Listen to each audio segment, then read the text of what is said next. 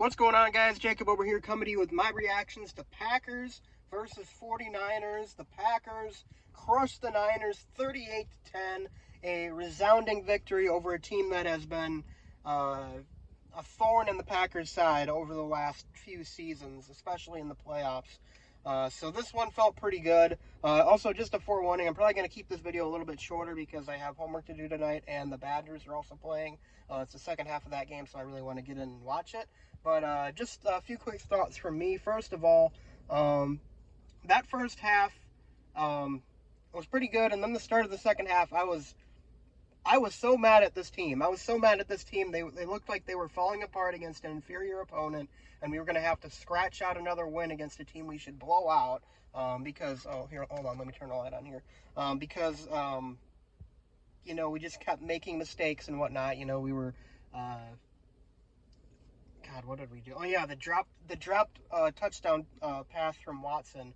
Maybe the best throw of the season from Love goes right through Watson's hands. It was like a mirror image of the first play of Watson's NFL career where we dropped a sure touchdown from Rodgers, and that kind of set the tone for the rest of that 2022 season. This time, though, the Packers in the second half, they respond huge. They take advantage of some 49er mistakes, two forced fumbles, both recovered by the Packers, and an interception directly led to Green Bay touchdowns on all three of them.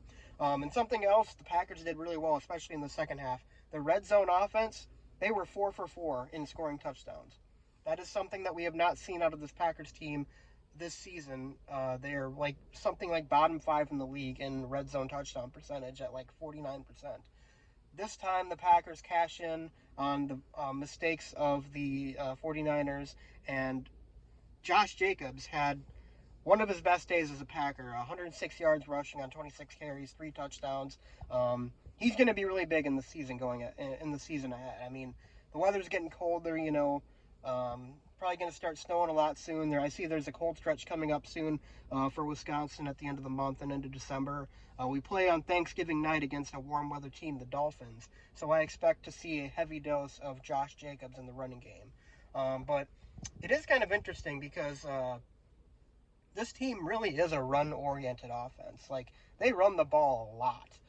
And that's not to say Jordan Love is bad. I mean, I think he actually played a fairly decent game. He had a few throws that probably should have been intercepted. But at the end of the day, he didn't throw an interception in a game for the first time all season, which seems hard to believe, but he's had at least one in every single game this year. So it's nice to see him avoid the turnovers for once. And you know, the Packers were the one forcing turnovers on the other side. So, you know, this is a big step forward, I think. Hopefully Love can build off of this and maybe avoid some of those throws that he was making that just kind of felt like wing it. After the Watson drop touchdown, you know, we were at midfield and he threw 2 passes.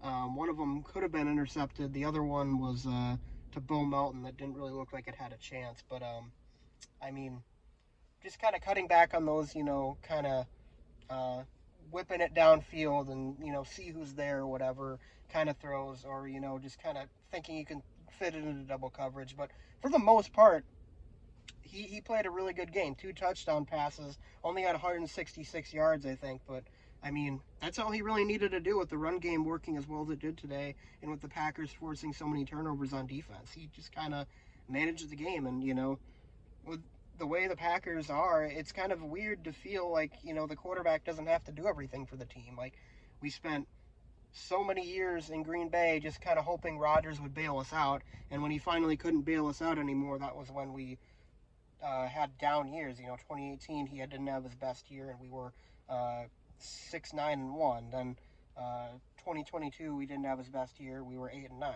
This year Jordan Love definitely had some ups and downs, not quite reaching the highs that he reached last year. Of course, there's still plenty of season left, but you know, he hasn't had to get, you know, put up gaudy numbers for this team to win, and that's a really encouraging sign, because imagine what could happen when he's actually starts to lock in and, you know, throw for 300 yards and stuff. I mean, it's going to happen, and he's going to have a game, I know, sometime during the rest of the season where he just goes off, because he looks like a completely different quarterback when he's healthy.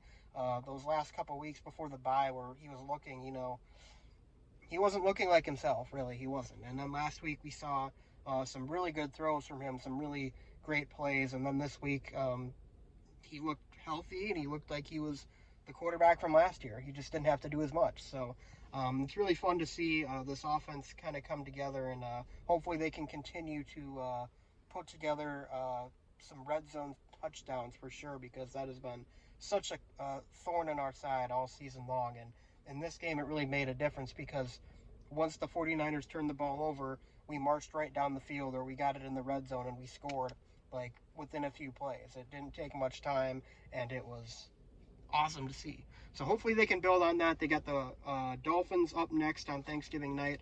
I'm not sure if I'm going to make a video for that because of, I'm going to be with my family and stuff, and we do stuff on Thanksgiving together. But hopefully they can get another win, improve to 9-3. This was a big win, by the way. This is like huge. It greatly increased our playoff odds. We're up over 80% now, and it basically eliminated the 49ers from playoff contention. They're down to 15% after this loss. So, I mean, to eliminate a team that's been, one of the specters of your playoff failures feels pretty good. And even though they were down Purdy and Bosa and Trent Williams, it still feels good to take advantage of that and just pound a team that has been struggling this year and is clearly shorthanded.